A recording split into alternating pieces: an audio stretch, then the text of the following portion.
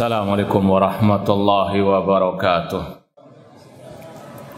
Innal hamdalillah nahmaduhu wa nasta'inuhu wa nastaghfiruh wa na'udzu billahi min syururi anfusina wa min sayyiati a'malina.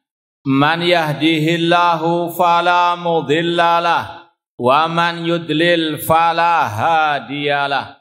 Ashhadu an la ilaha illallah wahdahu la syarikalah wa ashhadu anna Muhammadan abduhu wa rasuluh.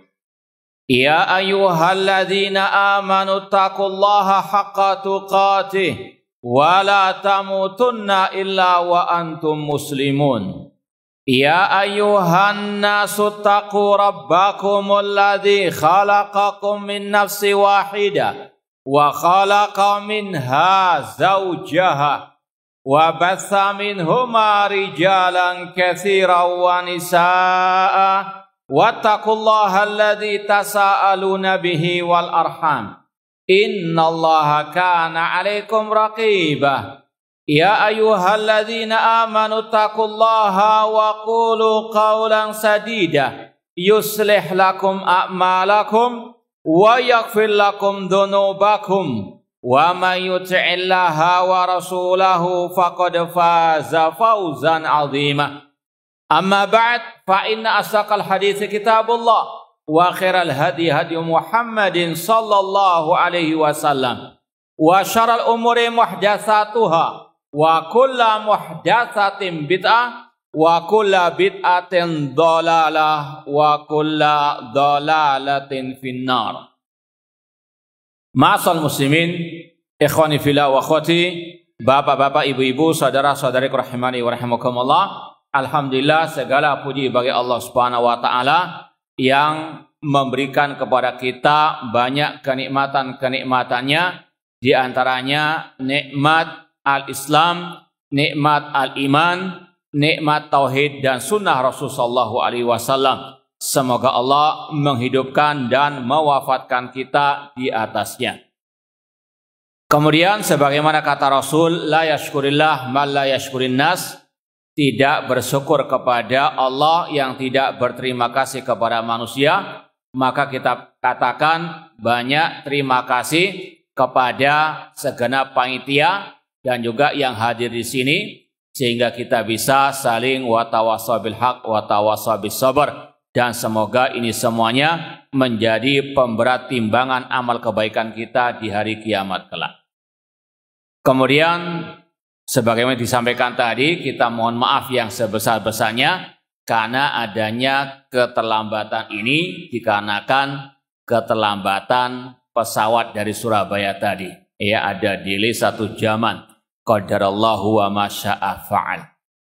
Taib, ikhwani fillah wa akhwat rahimani wa rahimakumullah. Sebelum kita masuk kepada inti pembahasan kitab, perlu ada sedikit muqaddimah.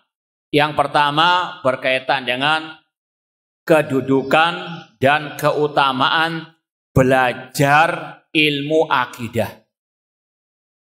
Kenapa kita harus belajar ilmu tentang akidah? Karena ini adalah ilmu yang paling wajib dipelajari.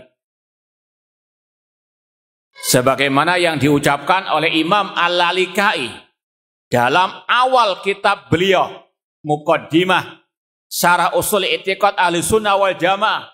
Beliau mengatakan, inna aujaba ma'alal mar'i ma'rifatu usuliddin. Kata beliau, yang paling wajib dipelajari atas seorang hamba adalah mengenal, mempelajari, memahami usuluddin, akidah, pondasi agama. Kalau kita wajib belajar tentang sholat, masalah puasa, masalah zakat bagi yang mampu. Demikian pula dengan haji, kalau yang mau berangkat ibadah haji, maka lebih wajib lagi belajar tentang al-aqidah. Ini untuk lebih memotivasi kita istiqomah dalam belajar akidah. Kemudian kenapa kita belajar akidah ini? Karena ilmu tentang akidah merupakan ilmu yang paling mulia di atas muka bumi. Sebagaimana yang diungkapkan oleh Imam Ibnu Abil Izzi Al-Hanafi dalam Syarah Al-Aqidah At-Tahawiyah. Beliau mengatakan, fa innahu lamma kana ilmu usuluddin asyrafal ulum isyaraful ilmi bisyarafil ma'lum. Sesungguhnya ilmu tentang usuluddin adalah ilmu yang paling mulia. Maka harus ada semangat yang lebih dibandingkan belajar ilmu agama yang lain. Kalau kita semangat belajar masalah fikih atau muamalah atau masalah akhlak, maka harus lebih semangat lagi belajar tentang al-aqidah. Ini adalah ilmu yang paling mulia di atas muka bumi ini. Sebagaimana antum tahu, ayat yang paling mulia di dalam Al-Quran ayat apa? 6. Siapa yang bisa menjawab? Ayat kursi. Kata para ulama, kenapa ayat kursi ayat yang paling mulia? Karena isinya hanya tentang akidah. Tentang nama-nama, sifat-sifat, dan juga perbuatan Allah Subhanahu wa Ta'ala. Ini sekali lagi yang harus kita camkan, yang harus kita betul-betul jiwai. Kita belajar ilmu yang paling mulia di atas muka bumi. Kemudian ma'asal muslimin, ikhwani fillah wa akhwati rahimani wa rahimakumullah. Kenapa kita belajar kitab akidah seperti As-Sunnah wa I'tiqaduddin ini? Karena ini adalah ciri khas dakwah salafiyah. Ini adalah salah satu pembeda antara ahlu sunnah dengan ahli bid'ah. Yaitu belajar tentang akidah salaf ashabil hadis. Kalau antum baca tulisan-tulisan para ulama tentang ciri khas ahlu sunnah, tentang ciri khas dakwah salafiyah atau as-salafiyin, mereka akan mengatakan ciri khas ahlu sunnah hirsuhum ala ta'allumil aqidah wa nashriha. Ciri dakwah salafiyah, ciri ahlu sunnah itu semangat antusias mereka dalam belajar akidah dan menyebarkan ilmu tentang akidah. Tentunya tadi akidah as-salaf ashabi al-hadis. Kalau kita mengaku sebagai pengikut dakwah salafiyah, buktikan di antaranya kita lebih semangat belajar akidah dibandingkan yang lain. Kita lebih semangat mengajar akidah dibandingkan yang lain. Ini sekali lagi yang perlu ditekankan terutama di akhir-akhir ini. Ya, karena fenomena yang muncul di akhir-akhir ini di mana saja. Ya, illa man rahimahullah. Akidah sudah kayak terasing di tengah-tengah yang mengaku sebagai pengikut dakwah salafiyah, illa man rahimahullah. Bahkan kita bisa tantang antum buat sensus. Kalau ada tabligh akbar yang paling banyak temanya masalah akidah atau masalah sakinah mawaddah warahmah? Jujur saja. Bukan hanya di sini, di mana-mana di negeri kita ini. Yang paling banyak viral di media sosial ataupun di dunia nyata. Mana yang paling banyak digemari, digandrungi oleh yang mengaku pengikut dakwah salafiyah? Apa jawabannya? Mana yang paling banyak? Sakinah mawaddah warahmah. Padahal sekali lagi, dakwah salafiyah yang paling menonjol cirinya tadi pembahasan masalah akidah salaf. dan sekedar wa amma bi ni'mati rabbika fahadits. Ya, anak alhamdulillah sekitar 30 tahun yang lalu, ya masih muda belia lah waktu itu. Ya. Masih SMA. Alhamdulillah kita dulu belajar dakwah salafiyah di antaranya dari Al-Ustadz ya Yazid bin Abdul Qadir Jawas rahimallahu rahmatan wasi'ah. Pertama kali kita belajar akidah kepada beliau, kitab yang sedang kita pelajari sekarang ini. Ini semoga menjadi pemberat timbangan bagi beliau di hari kiamat. Ini pertama kali kita belajar akidah salaf, ya. Kitab Aslus Sunnah wa I'tiqaduddin. Itu pun bukan daurah sebetulnya, tabligh akbar. Tabligh akbar, namun materinya tentang apa? Kitab akidah. Kalaupun nggak selesai tabligh akbar pertama, nanti suatu saat datang lagi, bahas itu lagi.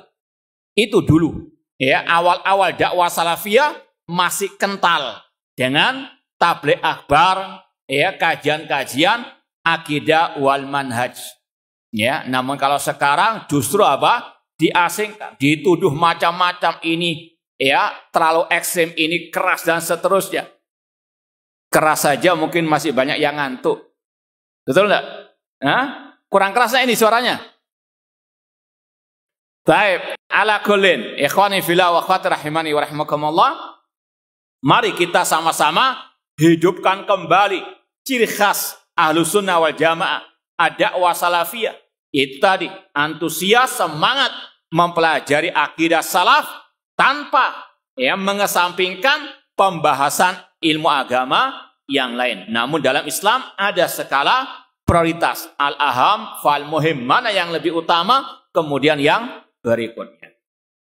Kemudian ikhwani fillah wa akhwati rahimani wa rahimakumullah, kita belajar akidah ini di antara sebabnya, motivasinya karena sekarang luar biasa syubhat tentang akidah. Ini sekali lagi bukan hanya di dunia maya, bahkan di dunia nyata juga demikian.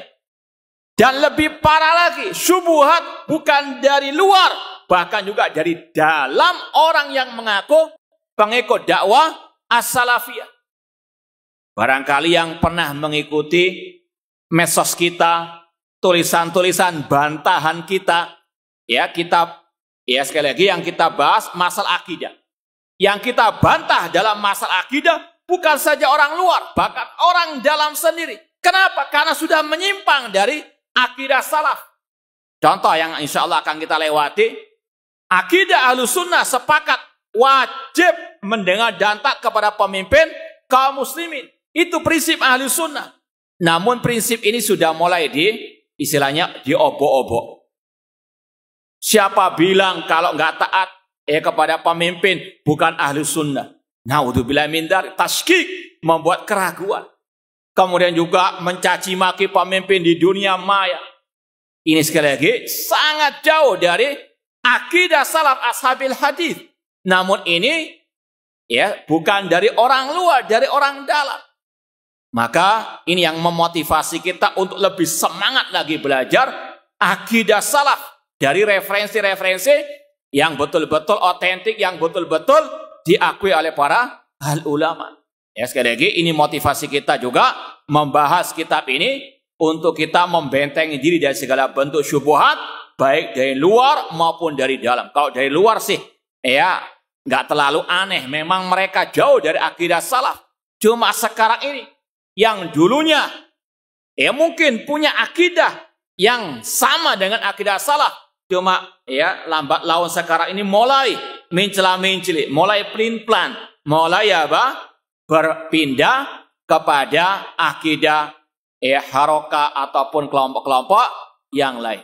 Ya, sekali lagi ma'asal muslimin, syubhat khattafa wal qulubu dhaifah. Syubhat itu cepat menarik, sedangkan hati itu lemah. Maka wajib membentengi dengan kita terus belajar akidah salaf dan menjauh dari ahli asyubuhat. Taib, itu sekedar mukaddimah. Kemudian sebelum masuk kepada pembahasan kitab, perlu sedikit kita sampaikan biografi singkat 3 nama yang tercantum dalam kitab ini. Ada yang tadi disebut Imam Abu Hatim Ar-Razi, kemudian Abu Zur'a Ar-Razi, dan yang ketiga putranya Imam Abu Hatim Ar-Razi, ya, Abdurrahman bin Abi Hatim Ar-Razi, perawi kitab ini. Ma'asal muslimin ikhwani fillah wa akhwati rahimani wa rahimakumullah. Adapun yang pertama yaitu Al-Imam Al-Hafidh An-Naqid Al-Muhaddis Al-Mufassir Al-Allama Abdurrahman bin Muhammad bin Idris, atau yang lebih dikenal dengan Imam Ibnu Abi Hatim Ar-Razi, yang meriwayatkan kitab ini, ya, Imam Abdurrahman bin Abi Hatim Ar-Razi, putranya Imam Ibnu Hatim Ar-Razi. Ya, beliau lahir tahun 240 Hijriah. Tentunya beliau sekali lagi menurun dari ayahnya Imam Abu Hatim Ar-Razi. Kedua-duanya terkenal dengan ahli hadis. Ya, ini sekali lagi hidupnya di awal-awal generasi Islam, ya, masih abad ketiga Hijriah. Ya, ketika lahir beliau sekali lagi tadi di tahun 240 Hijriah. Kemudian disebutkan dalam biografi singkat ini, di antara guru-guru beliau tentunya ayah beliau sendiri, Imam Abu Hatim Ar-Razi, dan kata para ulama beliau sangat berjasa kepada kaum muslimin dengan apa? Soal jawab beliau kepada ayahnya. Bahkan dikatakan ada soal jawab kurang lebih 3.000. Ya, soal jawab antara beliau dengan ayahnya. Di antaranya kitab ini. Kitab ini muncul karena beliau bertanya, dijawab oleh sang ayah. Ya, sekali lagi, rahimahullah ta'ala rahmatan wasi'ah. Bahkan diceritakan oleh para ulama, ketika beliau menimba ilmu kepada ayahnya, itu di semua tempat tidak pernah luput dari thalabul ilmi. Bahkan ketika sambil makan, tetap soal jawab. Ya, dan itu beliau apa? Tuliskan setelah itu dan disebarkan kepada kaum muslimin. Artinya ini salah satu thalabul ilmi yang dilakukan oleh Imam Abdurrahman bin Abi Hatim Ar-Razi rahimahullah ta'ala. Baik, kita lanjut kepada biografi ayah beliau, ya, Abu Hatim Ar-Razi rahimahullah ta'ala. Ikhwani fillah wa akhwati rahimani wa rahimakumullah. Ya, karena keterbatasan waktu, langsung saja kita sampaikan Imam Abu Hatim Ar-Razi. Ya, tadi sudah disampaikan salah satu ulama yang hidup di awal-awal abad, ya, generasi awal kaum al-muslimin. Beliau wafat tahun 277 Hijriah. Tahun 277 Hijriah. Kalau lahirnya tahun 195 Hijriah. Kemudian Abu Zur'a Ar-Razi, beliau lahir tahun 194 Hijriah, meninggal tahun 277 Hijriah. Kedua-duanya sekali lagi ulama-ulama salaf ahli sunnah wal jamaah. Dan ini kita juga sampaikan untuk membantah statement ataupun kedustaan ahli bid'ah yang menuduh, ya, salafiyin atau mereka namakan dengan wahabiyin itu akidahnya mengambil dari Ibnu Taimiyah. Kita katakan kaburat kalimatan takhruju min afwahihim iyaquluna illa kadhiba. Tidaklah mereka berkata kecuali dusta. Kajian-kajian kita banyak mengkaji kitab-kitab ulama yang jauh dari zamannya Syekhul Islam Ibnu Taimiyah. Ibnu Taimiyah wafat tahun berapa? 728 Hijriah, jauh dari ya ketiga imam tadi, Abu Hatim dan putra beliau dan juga Abu Zur'ah Ar-Razi. Kita menimba ilmu dari ulama salaf yang jauh sebelum Syekhul Islam Ibnu Taimiyah rahimallahu ta'ala. Namun itulah ahlul bid'ah, mereka kadzabun, para pendusta. Ya, sekali lagi, sekarang ini luar biasa syubhat dari ahlul bid'ah. Mereka, ya kalau istilah kita, kayak kesurupan. Mereka luar biasa membantah dengan membabi buta dakwah salafiyah. Bahkan ada sebagian mereka mengatakan, yang mengatakan atau meyakini Allah di atas langit kafir. Na'udzubillahi min dzalik. Ya, sekali lagi mereka menyudutkan dakwah salafiyah dengan berbagai macam cara. Ya, di antaranya tadi menuduh kita hanya belajar agama dari Ibnu Taimiyah. Ini sekali lagi dusta. Ya, kita belajar bahkan lebih jauh dari zamannya Ibnu Taimiyah rahimahullah ta'ala. Di antaranya dalam kitab Aqidah Ar-Raziyain atau Aslus Sunnah wa I'tiqadu ad-Din. Taib, itu sekilas yang bisa kita sampaikan tentang biografi mereka. Kemudian judul kitab, ya, ini ada beberapa cetakan yang ana bawa, ya, Aslus Sunnah wa I'tiqadu ad-Din. Kemudian juga ada satu syarah yang ana bawa, yaitu syarahnya Syekh Sulaiman Ar-Ruhaili hafizahullah ta'ala. Ya, kitab ini banyak syarahnya. Yang ana tahu yang paling luas, yang paling tebal, sekitar mungkin 600-700 halaman syarahnya oleh Syekh Dr. Muhammad bin Musa Al-Nasr rahimahullah ta'ala, muridnya Syekh Al-Albani rahimahullah ta'ala, yang beliau juga pernah ketika di Indonesia mengajarkan kitab ini. Itu yang paling luas, judulnya Al-Intisar fi syarhi aqidati a'immatil amsar. Ada pula yang tipis-tipis, di antaranya ini Syekh Sulaiman Ar-Ruhaili. Ya, apa yang akan kita sampaikan ini sekedar meringkas-ringkas saja karena keterbatasan waktu. Sebetulnya yang ideal itu buat kajian rutin tiap minggu dengan membaca syarahnya. Itu yang paling ideal. Cuma ma la yudrakul la yudrak juluhu. Kata ulama, apa yang tidak bisa digapai keseluruhannya tidak ditinggalkan semuanya. Adapun judul kitab Aslus Sunnah wa I'tiqadu ad-Din. Ini salah satu nama ilmu akidah versi Ahlus Sunnah. Ahlus Sunnah dalam bab akidah itu memiliki banyak nama ilmu akidah. Kalau mau disebut yang pertama judulnya As-Sunnah dengan berbagai macam tambahannya. Ada Aslus Sunnah, ada Usulus Sunnah, ada Syarhus Sunnah, ada Sharihus Sunnah, dan banyak lagi. Yaitu ada puluhan kitab yang judulnya kita sebut tadi. Aslus Sunnah wa I'tiqadu ad-Din, jelas kitabnya tadi.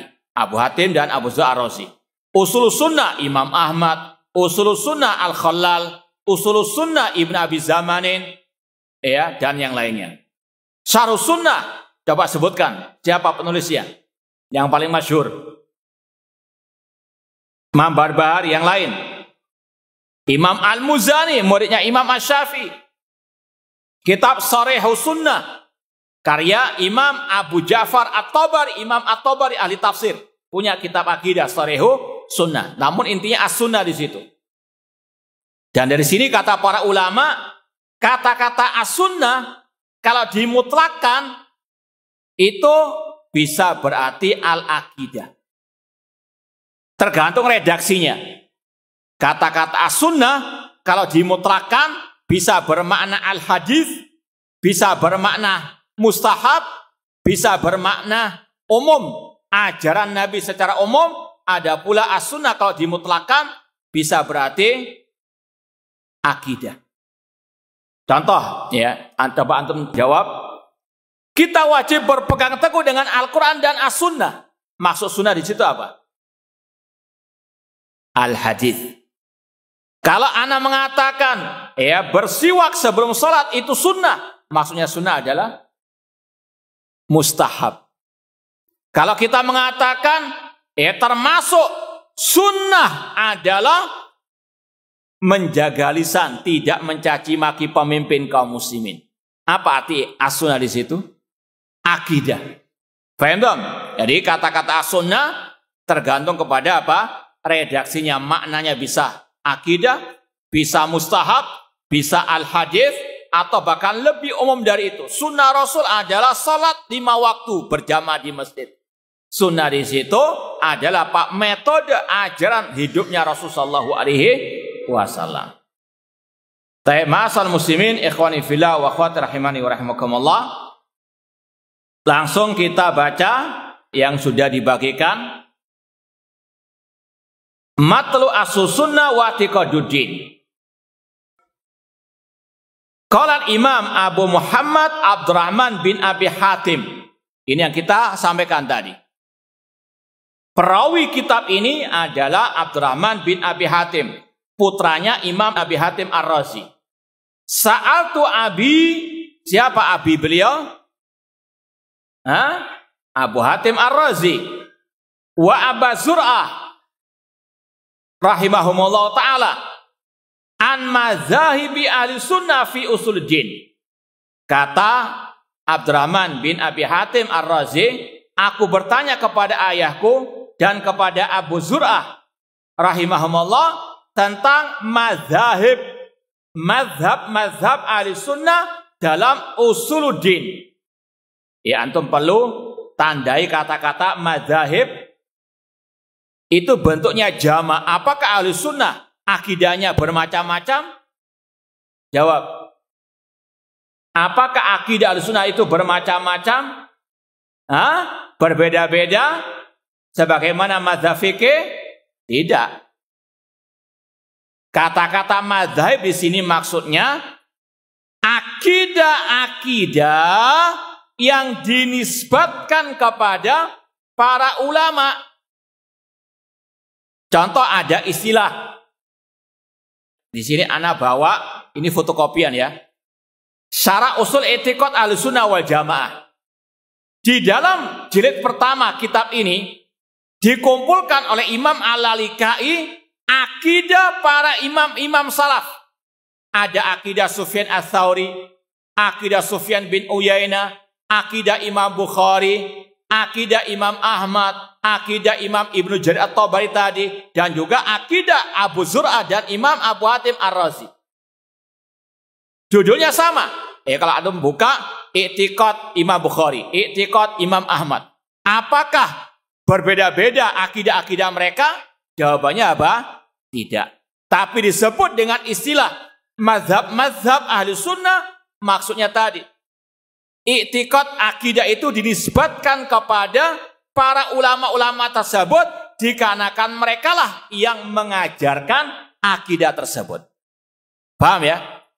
Jadi ini sekedar pembahasan secara bahasa biar antum nggak salah paham. Ada kata-kata aku bertanya kepada ayahku dan Abu Zur'ah tentang mazhab ahli sunnah. Ahli sunnah satu akidahnya.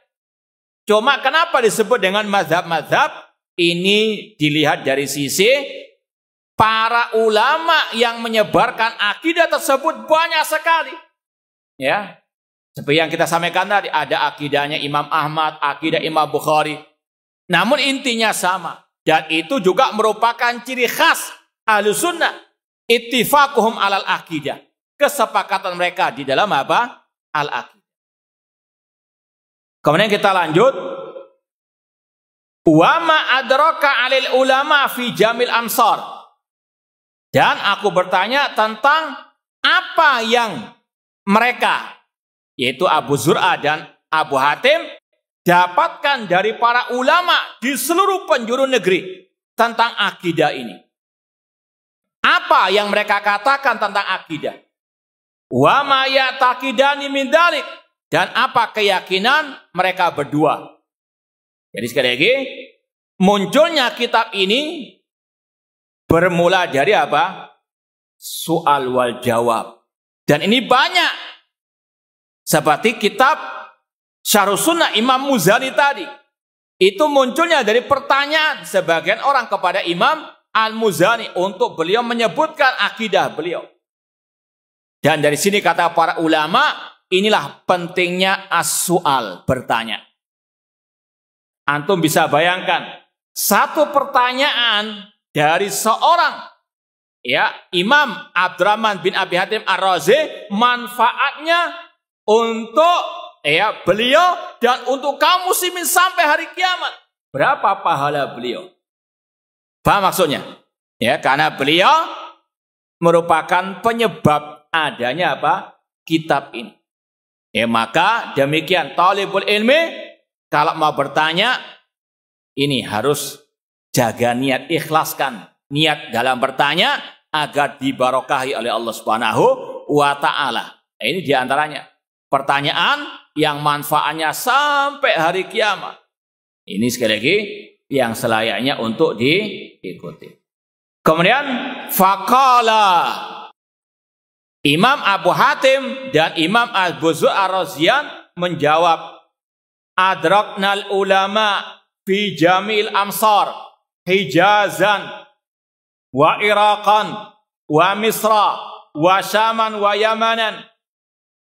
Fakana min madhabihim, kata mereka berdua, kami mendapati para ulama di seluruh penjuru negeri. Ini salah satu kebiasaan para ulama sejak dahulu kala, yaitu menimba ilmu dari para ulama-ulama yang lain di seluruh penjuru negeri. Ar-rihla fi talabil ilmi. Ini suatu yang merupakan ciri khas mereka. Mereka tidak malas-malasan belajar ilmu agama. Rihlah, pergi jauh, safar yang sangat jauh sekali. Ini sekali lagi da'bu as-salaf. Di antaranya kata mereka berdua, ulama yang kami dapati baik dari negeri Hijaz, yaitu Mekah, Madinah, negeri Irak, negeri Mesir, negeri Syam, ini bisa Palestina, Yordania, Syria, Libanon, wa Yamanan, dan negeri Yaman. Ini sekali lagi luar biasa pelajaran yang bisa kita petik dari ini. Semangat para ulama dalam menimba ilmu agama, meskipun harus berjalan bisa puluhan hari, bisa bulanan, bisa tahunan. Dan ulama-ulama tersebut betul-betul ikhlas dengan betul-betul tulus dalam menimba ilmu agama, maka hasilnya pun dibarokahi oleh Allah Subhanahu wa Ta'ala. Dan ini juga seperti yang dilakukan oleh Imam Al-Bukhari. Kalau antum buka juga kitab ini, Syarh Ushul I'tiqad Ahlussunnah wal Jamaah, Imam Bukhari mengatakan, laqitu aksar min alfi rajulin bil amsar minal ulama. Aku pernah berjumpa, berguru dengan lebih dari 1000 ulama di seluruh penjuru negeri. Baik. Intinya para ulama luar biasa semangat dalam talabul ilmi, bisa ribuan guru-guru mereka. Meskipun tetap mereka menjaga adab menuntut ilmu, yaitu dengan selektif menimba ilmu agama, tidak sembarangan.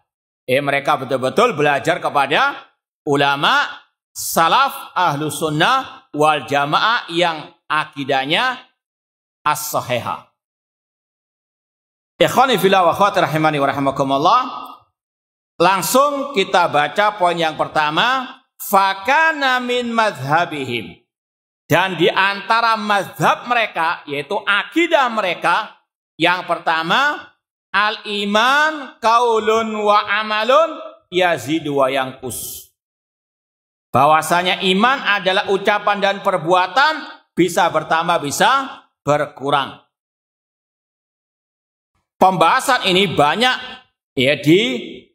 dijadikan awal pembahasan oleh para ulama, dikarenakan munculnya kesesatan pertama itu pembahasan masalah ini, masalah al-iman. Insya Allah di akhir kitab, insya Allah kalau kita bisa khatamkan kitab ini, kita akan lewati terakhir pembahasan kitab ini tentang kelompok-kelompok sesat. Jahmiyah, Syiah, Rafidah, Murji'ah, Khawarij.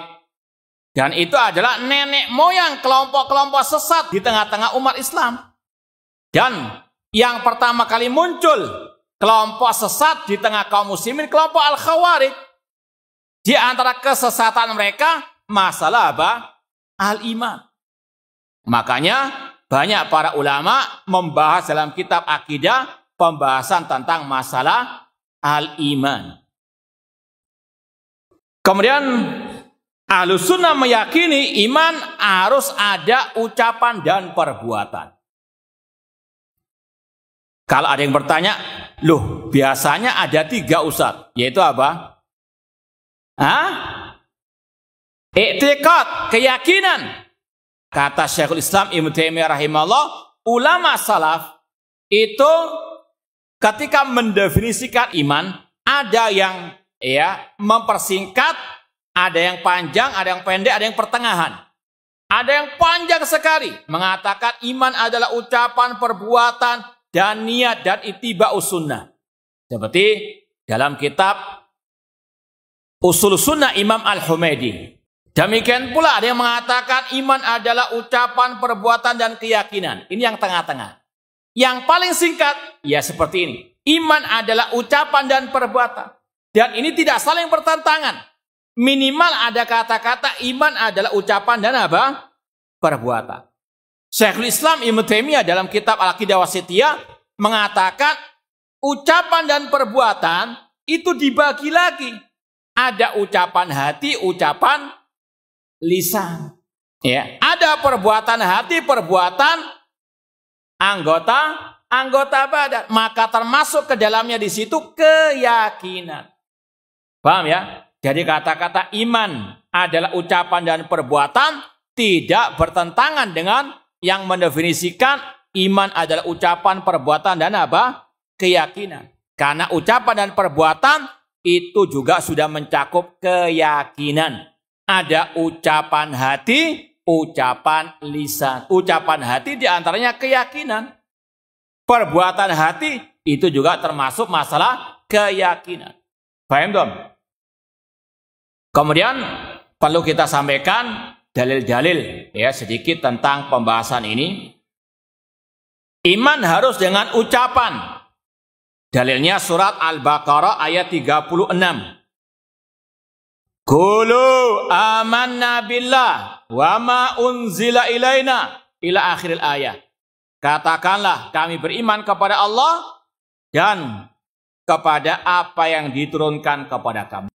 Qulu, iman harus dengan ucapan.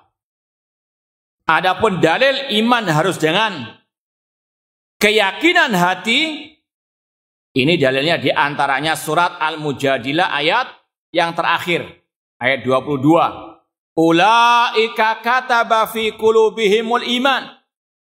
Mereka lah orang-orang yang dicatatkan keimanan dalam hati mereka.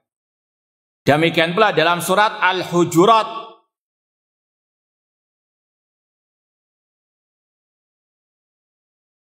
Ayat yang ke-14. Qalatil a'rabu amanna kullam tu'minu walakin qulu aslamna walamma yadkhul imanu fi qulubikum. Adapun iman itu dengan amalan anggota badan, surat Al-Baqarah 143. Wa ma kana Allahu liyudhi'a imanakum. Allah tidak menyia-nyiakan iman kalian. Kata-kata iman di situ sepakat ulama tafsir mentafsirkan salatakum, salatnya kalian. Allah namakan salat dengan al-iman. Ini dalil dari ayat iman harus dengan keyakinan, ucapan dan perbuatan anggota badan. Kemudian ada hadis yang mencakup tiga-tiganya, yaitu hadis yang berkaitan dengan syu'abul iman. Cabang-cabang keimanan. Rasul mengatakan al-iman bid'un wa sab'una syu'bah. Fa'alaha qawlu la ilaha illallah. Wa adanaha imatatul adha'ni tariq. Iman memiliki 70 lebih cabangnya. Yang paling tinggi ucapan la ilaha illallah, kaul. Yang paling rendah menyingkirkan gangguan dari jalan, perbuatan anggota badan. Menyingkirkan kulit pisang misalnya. Ini merupakan apa? Cabang keimanan dari anggota badan. Kemudian wal haya syu'batun minal iman. Rasa malu merupakan bagian daripada al-iman. Ini hati. Jadi sekali lagi, hadis syu'abul iman, hadis tentang cabang keimanan itu sudah mencakup 3 poin dari definisi al-iman menurut Ahlus Sunnah wal Jamaah. Para ulama menyebut pembahasan ini dalam kitab-kitab akidah, di antaranya untuk membantah kelompok-kelompok sesat.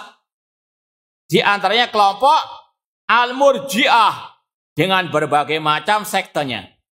Ya, insya Allah di akhir akan ada pembahasan lebih lanjut. Kelompok al-murji'ah yang intinya mereka mengeluarkan amal daripada al-iman. Mereka tidak mengakui amal sebagai bagian daripada al-iman. Taib, ikhwani fillah wa akhwati rahimani wa rahimakumullah. Kita lanjutkan lagi, iman yazid wa yankus. Iman bisa bertambah, bisa berkurang. Dalilnya yang pertama surat Al-Anfal ayat yang kedua. Allah berfirman, innamal mu'minuna alladzina idza dzukirallahu wajilat qulubuhum wa idza tuliyat alaihim ayatuhu zadatuhum imana wa ala rabbihim yatawakkalun. Sesungguhnya orang-orang yang beriman adalah orang-orang yang apabila disebut nama Allah, gemetarlah hati mereka. Jika dibacakan ayat-ayat Allah, bertambahlah iman mereka. Ini intinya. Zadathum imana.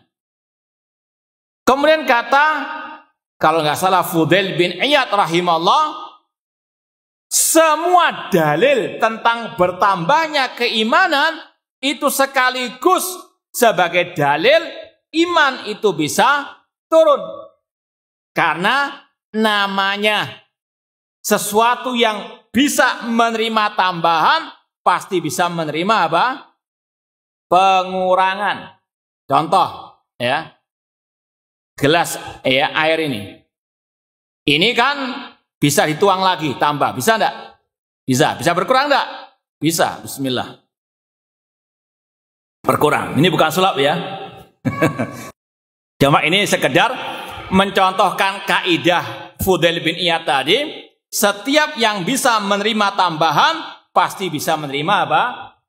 Pengurangan. Maka kata para ulama tadi, setiap dalil tentang bertambahnya keimanan itu sudah otomatis sebagai dalil iman bisa berkurang. Karena tidaklah sesuatu menerima tambahan kecuali pasti menerima apa? Pengurangan. Ditegaskan lagi oleh para ulama, bahkan ada pula dalil khusus tentang berkurangnya apa? Keimanan. Di antaranya hadis tentang perempuan yang kalau haid ya itu apa? Berkurang agamanya. Rasul mensifati perempuan dengan apa? Manusia yang kurang akal dan apa? Agamanya. Kurang agamanya di situ maksudnya adalah kurang keimanannya. Itu juga sebagai dalil kata para ulama, iman bisa berkurang. Dan secara fitrah manusia, setiap kita pasti merasakan iman apa? Naik turun. Paham dong? Ramadan kemarin luar biasa. Kaum muslimin, ya rata-rata imannya naik. Kenapa? Karena apa? Banyak beramal as-saleh. Namun sudah mulai luntur ketika sudah minal aidin. Nah, dan seterusnya. Ya, iman yazid wa yankus. Ini dibahas juga oleh para ulama karena di luar sana banyak kelompok sesat. Di antaranya kelompok Khawarij, kelompok Murji'ah. Mereka mengatakan iman nggak bercabang, iman nggak bisa bertambah, nggak bisa berkurang. Namun nanti hasilnya beda. Kata kelompok Khawarij, iman itu satu kesatuan. Kalau satu hilang, hilang semuanya. Habis, kafir. Makanya mereka mengatakan pelaku dosa besar apa? Murtad. Karena iman satu kesatuan, nggak bercabang. Kalau Ahlussunnah mengatakan iman bercabang. Ada ucapan la ilallah, ada menyingkirkan gangguan dari jalan. Kalau orang itu nggak menyingkirkan gangguan dari jalan, masih banyak cabang keimanan yang lain. Nggak sampai keluar dari apa? Al-Islam. Dia misalnya meminum minuman keras. Hilang cabang keimanannya, tapi masih banyak yang lain. Kalau Khawarij tidak, satu hilang, hilang semuanya. Murji'ah mengatakan iman nggak bercabang, iman nggak bertambah, nggak berkurang. Orang yang berbuat dosa sebanyak-banyaknya, sebesar-besarnya dosa, tidak mengurangi keimanan. Tetap imannya sempurna. Ya, ini salah satu apa? Penyebab kenapa ulama membahas masalah iman yazid wa yanqus. Faham dong? Baik, sampai sini kira-kira ada yang mau ditanyakan? Sebelum sholat duhur.